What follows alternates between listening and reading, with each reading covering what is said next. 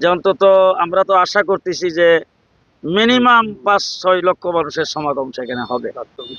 এখন এই 5-6 লক্ষ লোকের সমাগম যেখানে হবে, এক হইল লোক সমাগম, দ্বিতীয় নম্বর হলো জনাব তারেক রহমান সাহেব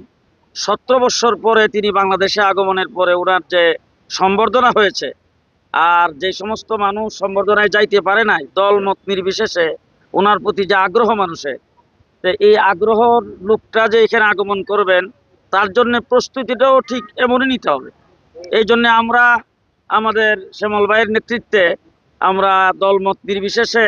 এবং বিশেষ করে বিএনপি, তার অঙ্গ সংগঠন সমূহ এবং আমার জমিয়তে উলামা ইসলাম এবং এখানকার উলামা ইকরাম সকলে মিলেমিশে আমরা ব্যাপক প্রস্তুতি নিচ্ছি, কিন্তু ওই দিন বহিঃপ্রকাশ হবে। সুতরাং আমার জেলা সভাপতি, আমাদের লিডার জনাব শ্যামল ভাই যেটা বলছেন আর কি, রহমান সাহেব এখানে 22 তারিখে আসবেন, একথা শোনার পরে গোটা ব্রাহ্মণবাড়িয়াবাসী আনন্দে আত্মহারা। সুতরাং এই